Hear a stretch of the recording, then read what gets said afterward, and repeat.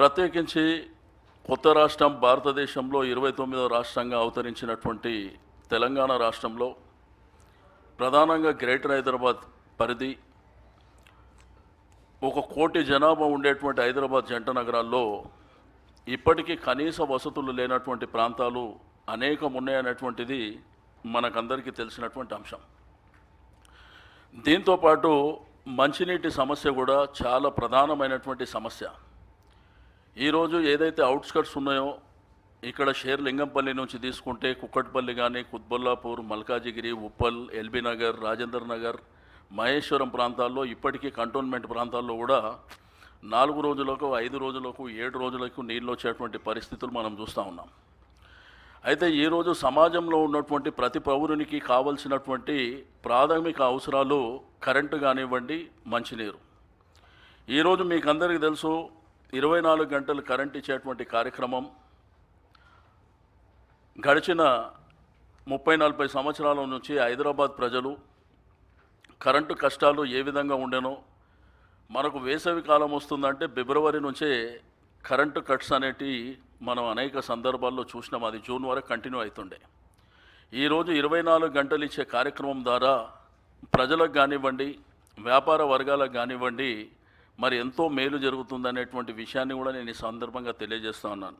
మీకు ఇన్వర్టర్స్ కానీ, జనరేటర్స్ కానీ, మరి డీజిల్ కానీ, చదువుకునేటువంటి పిల్లలకు పాఠశాలల్లో కానీ, కాలేజెస్లో కానీ కరెంటు కష్టాలు అది అధిగమించి ఈరోజు ఒక ప్రయత్నం, అది ఒక భగీరథ ప్రయత్నం ముఖ్యమంత్రి గారు చేసినటువంటి విషయం మనందరికీ తెలిసిందే.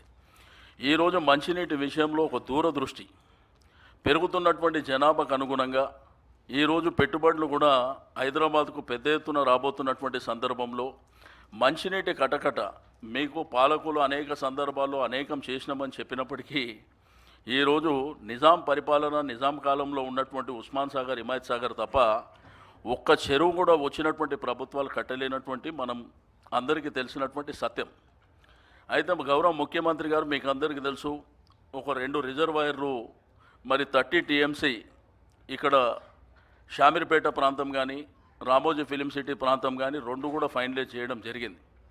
దాంతోపాటు నాకు 6 మాసాల క్రితం ముఖ్యమంత్రి గారు ఒకసారి అందరూ కూర్చున్నప్పుడు ఈసారి వర్షాలు వచ్చేటువంటి పరిస్థితి చాలా తక్కువగా కనిపిస్తుంది. ఏదైతే కృష్ణా గోదావరి ఆ రోజుల్లో ఫౌండేషన్ వేసినటువంటి ప్రాపర్ అలొకేషన్ లేక, ప్రాపర్ బడ్జెట్ లేక మరి అది చితికిల పడ్డటువంటి పరిస్థితిని మనం అధిగమించాలనేటువంటి ప్రయత్నంతో చాలా స్పీడ్గా కృష్ణా గోదావరి తీసుకురావడం మూలాన ఈరోజు హైదరాబాదు ప్రజలకు మంచినీటి దాహృతిని తీర్చడానికి అది చాలా ఉపయోగపడుతున్నటువంటి విషయం మనందరికీ తెలుసు.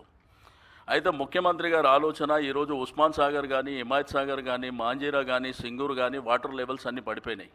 ఉస్మాన్ సాగర్, హిమాయత్ సాగర్లో అయితే నీళ్ళే లేవు.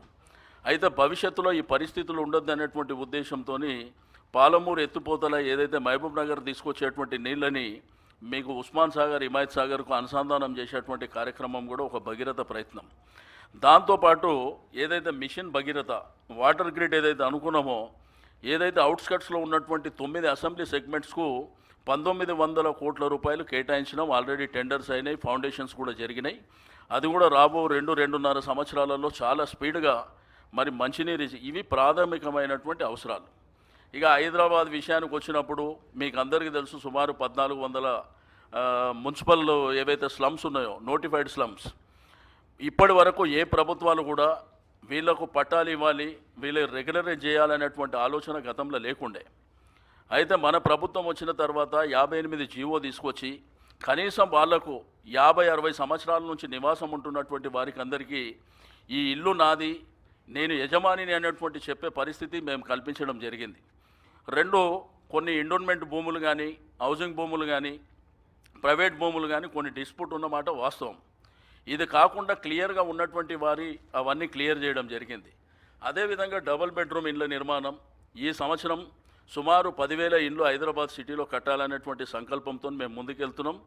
దాంట్లో భారతదేశ రాజకీయాలు, భారతదేశంలో ఉన్నటువంటి కేంద్ర రాష్ట్ర ప్రభుత్వాలు కూడా డబల్ బెడ్రూమ్ ఇండ్ల నిర్మాణం అనేటువంటి ఆలోచన ఇప్పటివరకు ఎవరికి వచ్చింది కాదు. ఇంతకుముందు మిత్రుడు కిషన్ రెడ్డి గారు చెప్తున్నారు కేంద్ర ప్రభుత్వం 29,000 ఇండ్లు హైదరాబాద్కి ఇచ్చిందని. కానీ ఈరోజు హైదరాబాద్లో ఇల్లు కట్టాలంటే వారు 2,50,000 ఇచ్చిండ్రు అనేటువంటి విషయం చెప్పారు. ఒక ఇల్లు కట్టాలంటే 7 లక్షల రూపాయలు అవుతుంది. అయితే 5,30,000 రూపాయలు ఫైనలైజ్ చేయడం జరిగింది. కానీ గత క్యాబినెట్ ముందు ముఖ్యమంత్రి గారికి మేమందరం విన్నవించినాం, ఇది కాస్ట్ సరిపోతలేదంటే ఒక్క మాట కూడా చెప్పకుండా తప్పకుండా డబుల్ బెడ్రూమ్ ఇండ్ల నిర్మాణం జరగాలని 7 లక్షలు ఒక ఇల్లు రైట్ సార్, ఇచ్చేటువంటి కార్యక్రమం చేస్తాం.